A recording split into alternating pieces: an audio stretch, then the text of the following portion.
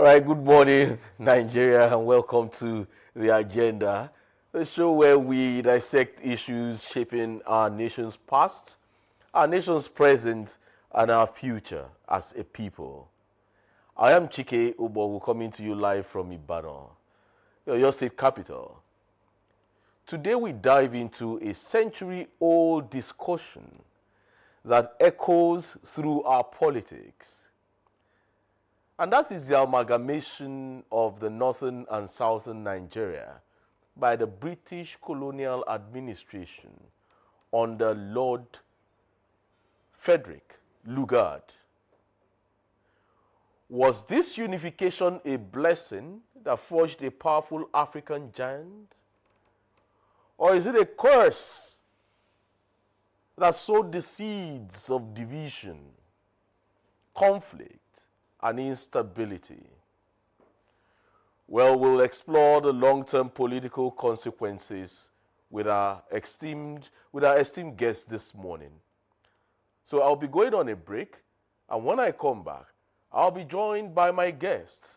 My guest is an architect.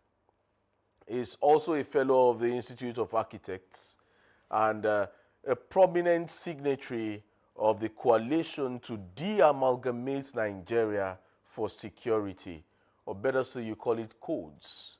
I'll be joined by architect George Akinola after this break. Stick around, don't go away.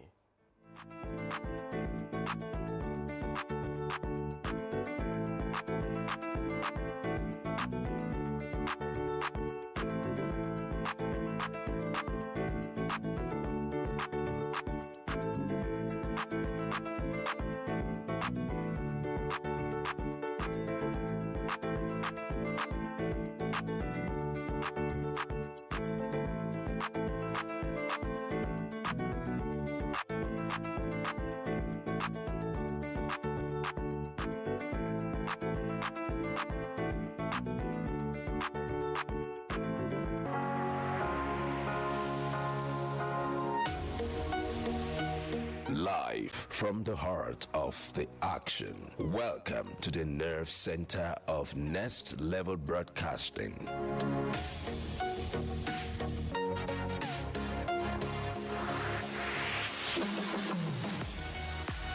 This is the OB van, where the studio meets the street. Equipped with cutting-edge cameras, crystal clear audio, real-time switching, and broadcast control, we don't just capture moments, we deliver the experience live. Anywhere, anytime, from stadiums to red carpets, breaking news to buzzing festivals, weddings, birthdays, and all sorts of ceremonies. We bring the world to your screen in real time. It's not just a van, it's a complete mobile production house, a command center, a broadcast beast. This is more than a broadcast. This is the OB van difference. Live, loud, limitless.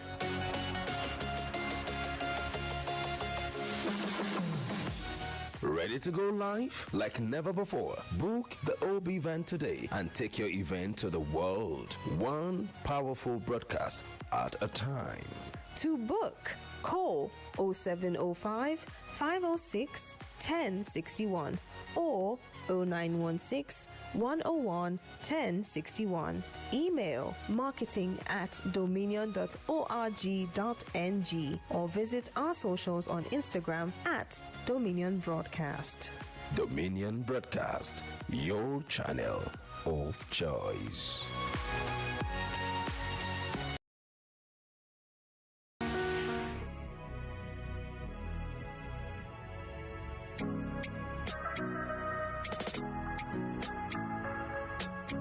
Need a professional space to bring your vision to life? Dominion Television Studios offers state-of-the-art facilities perfect for your next broadcast, commercial, corporate video, or live event.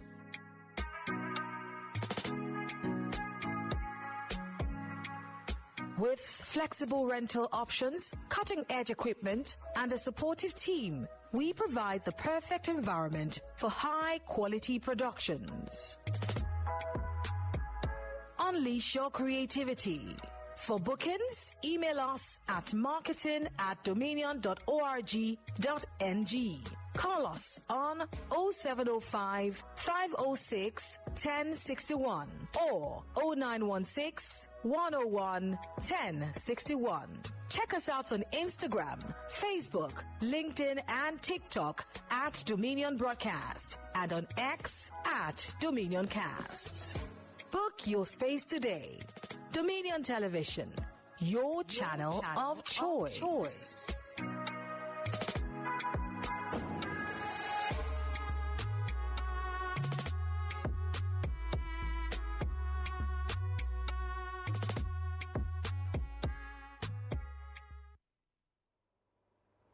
All right, welcome back from that break. Yes, joining me this morning to discuss the amalgamation of Nigeria, the blessings or the curse. As I earlier said, is architect George Akinola, a prominent signatory of the coalition to de-amalgamate Nigeria for security. You can call that codes. Architect Akinola has been a vocal advocate for rethinking Nigeria's structure, arguing that the 1914 merger has filled many of our security challenges. Architect George Akinola, welcome to the agenda this morning. Good morning.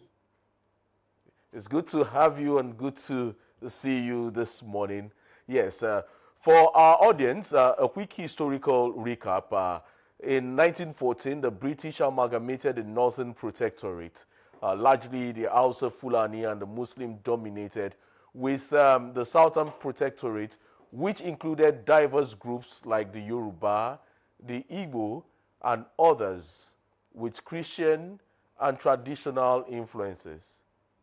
This was done primarily for administrative convenience and to balance budgets, as the South was economically surplus while the North ran deficits. But over a century later, the base region, Architect George Akinola, let's start with you. Is this amalgamation a blessing or a curse? By all definitions, it has been a cause of great magnitude.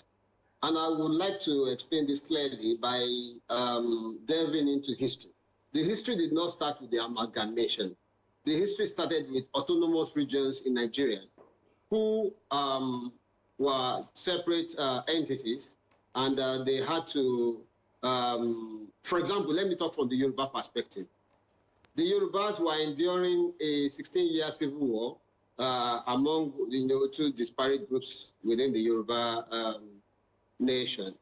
And when this was intractable over time, the British, who were trying to set up trade routes all over the country, wanted to end the war because the war was disturbing their movement. It was disturbing their trades.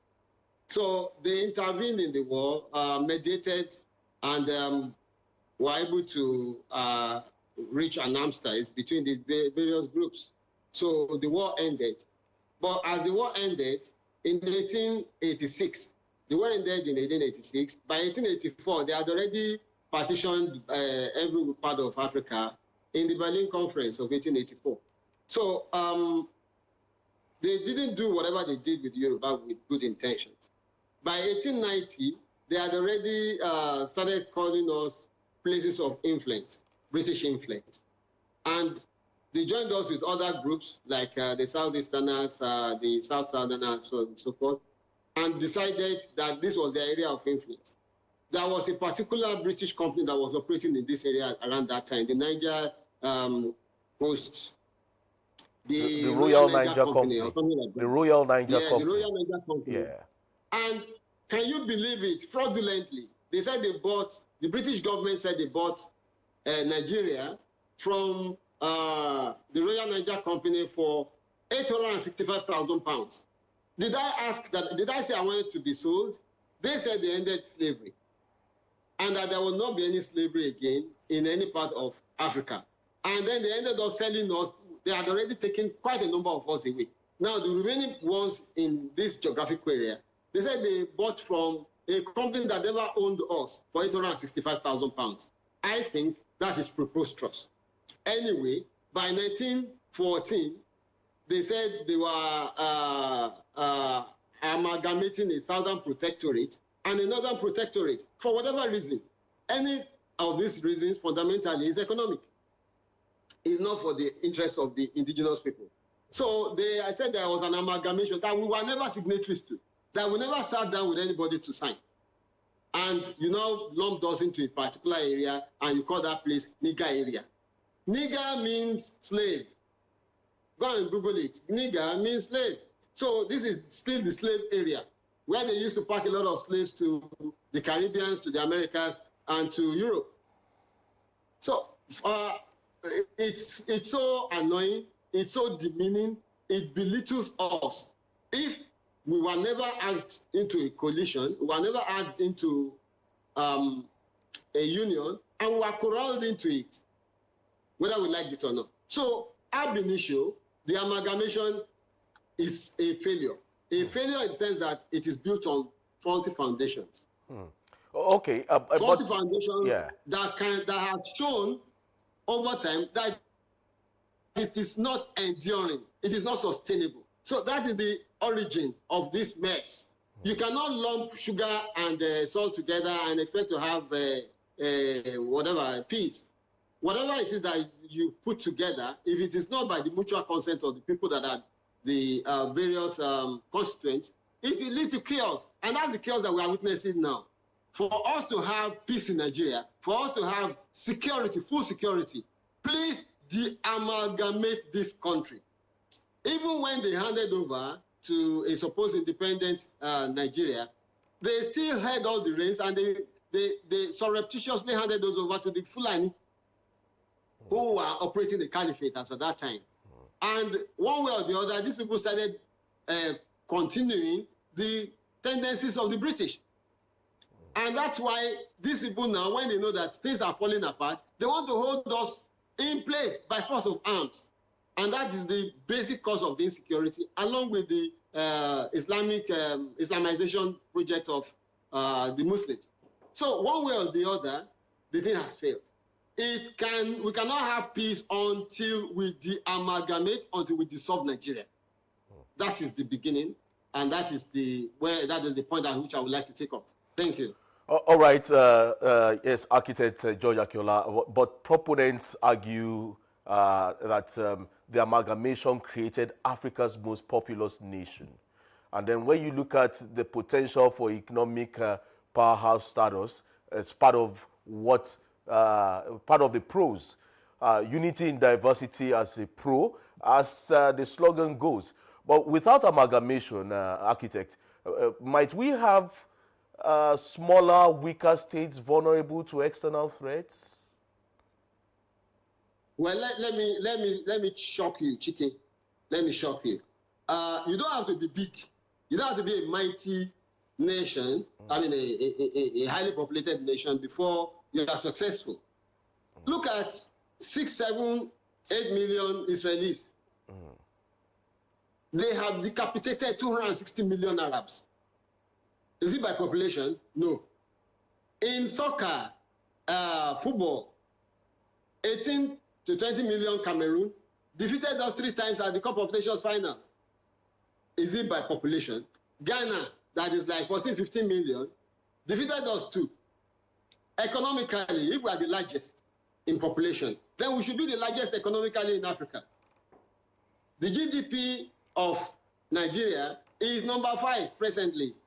GDP per capita is number 5 in Africa. Now, we are beaten to number 5 by countries like Algeria, countries like Egypt, South Africa, and probably Tunisia to an extent. So what are we? What's the population for? What's the population for if we cannot get it right, with the population? You say giant of Africa. Giant in name only. How has that population paid you, Chike, as an individual? You don't have light, you don't have good roads, you don't have water flowing into your homes, You don't have good education. All your schools, the teachers are always on strike. What are we talking about? When the Yorubas were together in one region, we fared far better than what we have in present-day Nigeria. We were able to provide electricity. We were able to provide water.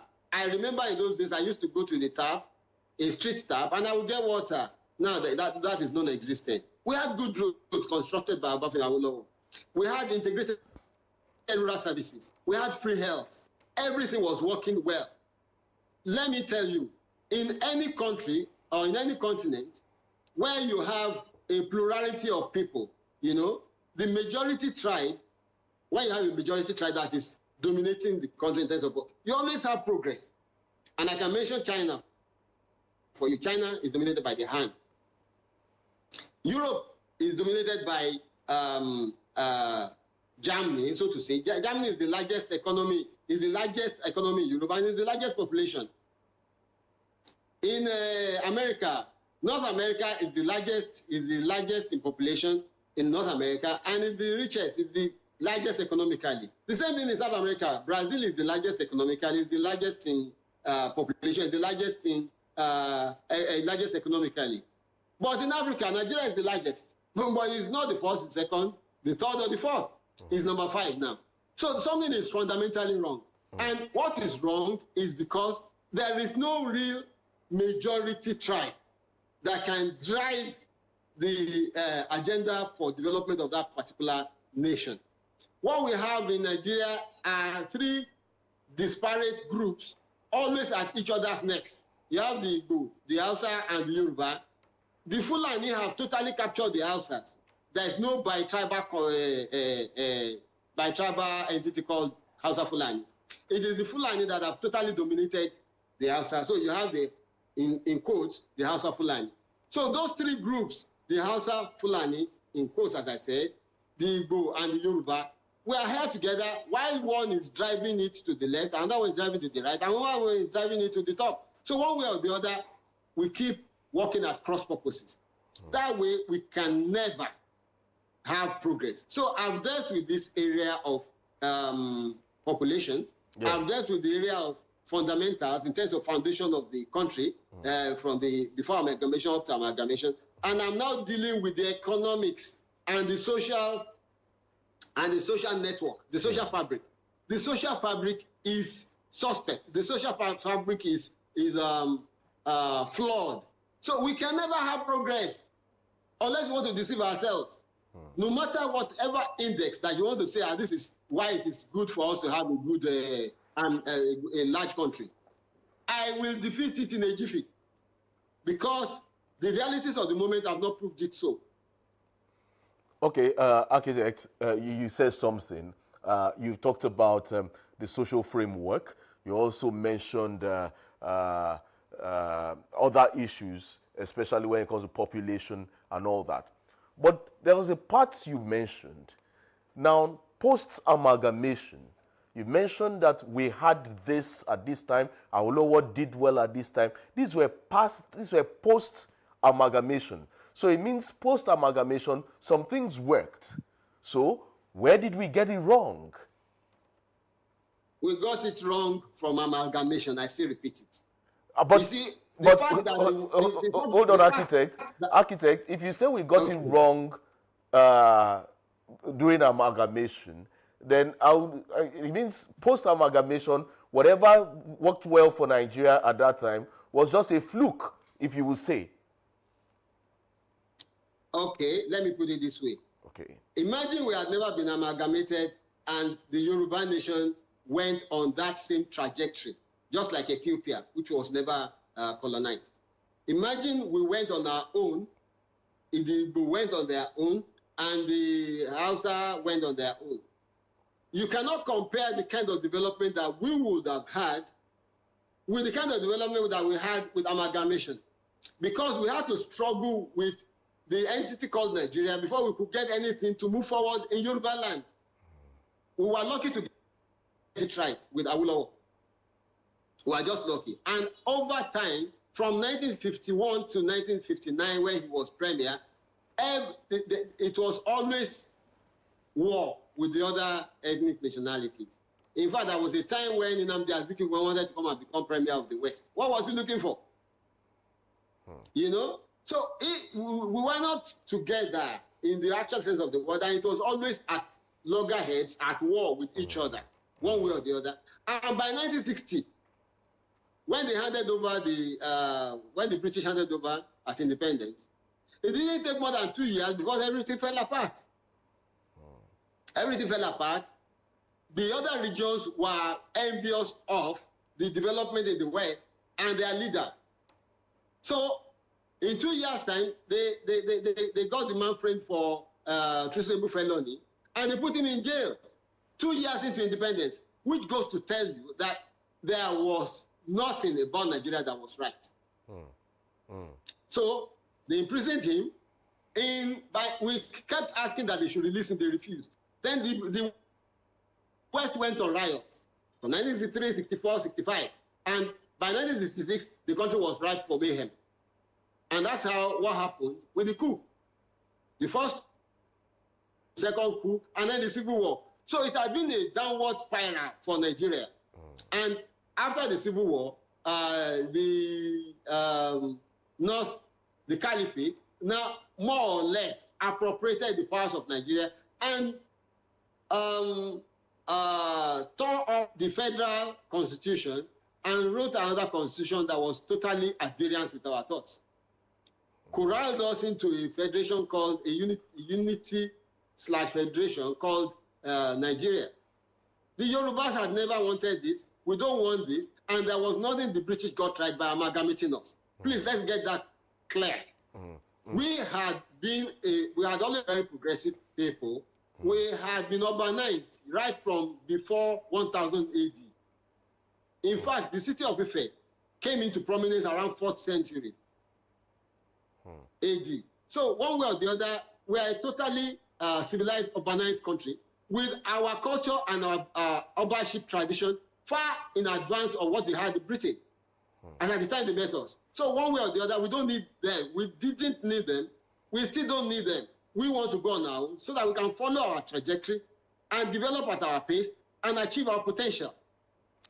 Okay, with your position now, well, I need not mention because you've made up your mind that the amalgamation, and if you've made us see reasons, not you making up your mind alone, you've made us see reasons why the amalgamation was a farce at that time. But one will also look at it that the amalgamation fostered inter-ethnic marriages at some point. It also brought about national institutions like the NYSC and even a shared identity in sports and even in the Nollywood sector. Those are some positives, some of the positives from the amalgamation, if you would ask me. But you are smiling, maybe laughing in your mind about all these things. But in reality, yes, they are there. Don't you see them as some positives from the amalgamation? Okay. French people in France are still getting married to English people in England. Okay. They are not one country now. Okay. And there is the European Union. A lot of things are happening. Ghanaians are collaborating with Nigerians to produce films, and a lot of interactions going on between them. It doesn't. You don't have to have a defined border where one group somewhere in the north is dictating what is going to happen to me in my village in Odu. No, we don't need all that. If we are the best way, let me put it, the best way for progress is healthy competition. Like the one you have between the Igbo and the Yoruba, the competition is healthy. You know, we are not killing ourselves. We are not killing ourselves. We are friends, but we are competitors.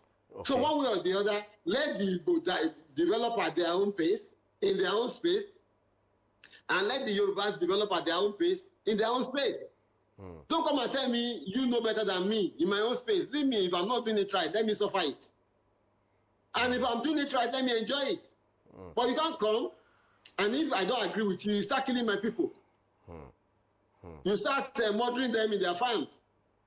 You start kidnapping. You start raping people. How is that one progress? So with this Nigeria now, was never this bad. yeah. So with this It now, was bad. But it was never this horrible. okay. So with this now, Architect George, we're delving now into long-term politics now. You're saying basically point blank that amalgamation never shaped our federalism as a people. Is that what you're saying? Presently, we don't have federalism. What we have is unitary system dressed as federalism. Federalism was what we agreed reluctantly with the rest of Nigeria, along with the British. We agreed on federalism. But what we have now is a unitary system where somebody is dictating what he or she wants from Abuja, and all of us have to go to Abuja with cap in hand to go and collect money. No, we don't have federalism. And even together, even if we want to say, okay, let's have confederalism where everybody controls whatever it has, and we have just currency, the military, one or two other things, foreign relations, that we say, okay, we are all together, we agree on those ones as unifying factors. Still, one day somebody will wake up and say that he rejects it, he is against it, and then he forcibly unites all of us together. We want total separation, honestly. We want total separation for a lot of all the other reasons that I've already counted, and for this latest madness that is going on in the country, where people are carrying AK-47 all over the whole place, killing our people in the churches at night, killing our people in their villages at night, doing all sorts of horrible things in Yoruba land. If we have our defined border, if we are totally sovereign and separate from the rest of Nigeria, nobody will dare to enter our border to come and kill us. Nobody. Okay, Architect George Akiola, last week there was a press release, and it came from the Coalition of De-Amalgamation and Security, also called CODES. And that's an alliance of indigenous civil forces and ethnic nationalities. And the coalition declared that Nigeria's continued existence under this current structure is unsustainable, and insisted that peaceful self-determination is now the only viable path to security, justice, and lasting peace. And then the coalition also demanded peaceful de-amalgamation to halt worsening insecurity. And the communique that was issued after that meeting last week was signed by some leading figures, which you are a part of the signatory to that communique. Part of the signatories to were Professor Banji Akintoye, who is the leader of the Odua, that's Yoruba Nation Self-Determination Movement. You also had Chief Sunday Adeyemo, also known as Sunday Igboho, who is the leader of the Yoruba National Community Defense. He was part of the signatories. Like I mentioned, you yourself, who is a deputy leader of the Yoruba Self-Determination Movement, Homeland, and Dr. Kayode Emola, who is the deputy leader of the Yoruba Self-Determination Movement, Diaspora. And we had other people from the Biafra end. We had the likes of Mazi Tony Nwisi, who is the chairman of the Igbo Global Network, IPOB, Mazi Manuel Kanu, Mazi Ositadema Igenu, and Professor Chinedu Agbodike, all delegates and members of the IPOB, who were signatories to that communique. Now, from that communique that was issued and the summary of what I just gave down, you talking about de-amalgamation. It sounds radical in its true sense, no doubt, but critics say it could lead to balkanization, like Yugoslavia. Now, is Nigeria better together, learning from its mistakes, or we move on and create a saner climb by balkanizing and de-amalgamating the country? Nigeria can never be better. It's not a cause. It is just scientific indices. When you look at how we were in 1960, how we were in 1970, how we were in 1980, 1990, up till 2020, 2026, you will see that there's a gradual decline. There's a gradual decline in the quality of life. There's a gradual decline in income. There's a gradual decline in take-home pay. A gradual decline in everything. So what are you saying is the benefit of staying together? Now, our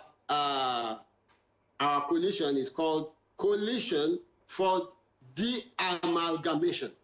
Coalition for the de-amalgamation of Nigeria for security.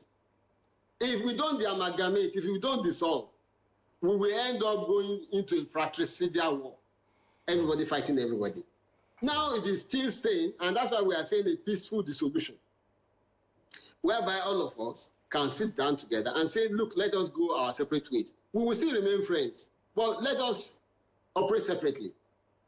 So that somebody will not say, okay, I have the right to carry a gun and go and kill my neighbor. That will not happen. If you look at countries that are peacefully dissolved, they are at peace today. A country like Czechoslovakia, both of them, the Slovaks and the Czechs, they agreed that they wanted to go their separate ways, and they separated. There's peace all over. A country like Yugoslavia decided to go their separate ways. Since that time, Slovenia, Croatia, Montenegro, even the Serbians, they have been moving from one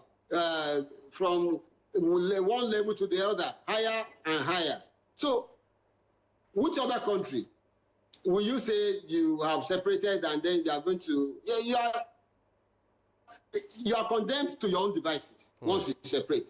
If you do it well, you improve. You will see your neighbors, whether your neighbors are moving up or whether they are retrogressing. So, and you will wake up that time. That's what developed Europe. There was a time when the strongest country in Europe was France. There was another time when the strongest country in Europe was the UK.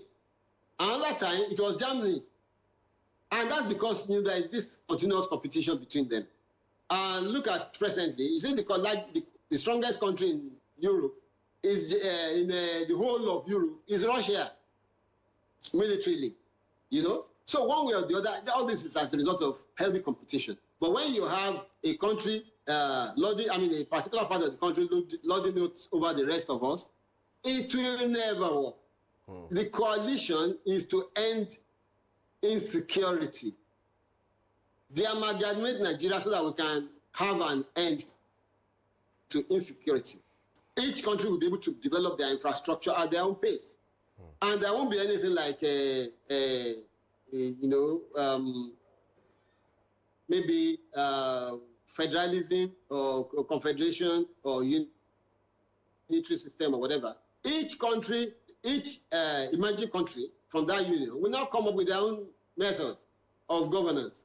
So, but as it is now, right from, I have all these indices, I can tell you, and I have all these indices compared with a country like Korea. In 1970, 1971, Nigeria was far ahead of South Korea. Nigeria was far ahead of South Korea. Go and check the indices. Yeah. In fact, a country like Indonesia came to Nigeria to, is it Philippines or Indonesia? They came to Nigeria and picked up our oil palm. That's Malaysia. And right now, you're talking about Malaysia. Yes. Yeah. But because of our time. Malaysia, that's Malaysia. Yeah. Malaysia took that oil, and today they are the largest exporters of oil. Oh, okay. In cocoa, we are the largest producers of cocoa in West Africa. Now Cote d'Ivoire has taken over, followed by Ghana. In fact, Cameroon is beating us now because they are not allowing us to concentrate on our powerhouse economy. So a lot of things are wrong. Okay. If we are not together, we can compete healthily. Okay. Let us de-amalgamate Nigeria, dissolve the country, so that there can be peace. There is no peace. No peace at the top, no peace underneath. Okay, Architect Akinola, yes, you've talked about the de-amalgamation of Nigeria. However, this coalition and the signature that occurred in the communique happened between two major groups. One representing the Southwest, that's the Oodua group, and then the other side from the Southeast, that's the Biafra group, too. And then you're talking about insecurity here. Are you not sectionalizing the country, trying to use semantics, not to mention that the North has been the problem of the amalgamated entity? Okay, let me break it down. This coalition is not just between the Igbo and the Yoruba. It is a coalition of all forces from the Niger Delta, from the Middle Belt, even Hausa land. But the prime movers are the Yoruba and the Igbo ethnic groups. Because we have taken the handshake across the Niger as the starting point. So, if you say the North is the problem of Nigeria, I think it's a wrong to have that assumption. The problem of Nigeria is the Fulani, not the North. The Fulani have enslaved the Hausas in the North. They have enslaved all the people in the Middle Belt. So the Middle Belt people are saying they cannot breathe. They want to go on their own, that they are not part of the North. The Hausa people have a groundswell movement now that says that whatever belongs to Hausa should be given to the Hausas, not given to the North, not given, because most of the appointments, most of the positions of authority and power, when they say they give it to the North or Northeast or Northwest, it goes to the Fulani. For example, almost all the governors, if not all, in the North are Fulani. In the North, East, and Northwest, mainly, and even some parts of the North Central. All the emirs on the line are Fulani. Oh, okay, Architect George, because of our time, a quick one. I have some messages here from our audience, and this message is from Ibrahim. Ibrahim from Abuja. He's saying, isn't amalgamation irreversible after 112 years? That's the question Ibrahim is asking. And then I want you to take these questions all together. Namdi is saying, as an Igbo, I agree it's a curse. Biafra proved it.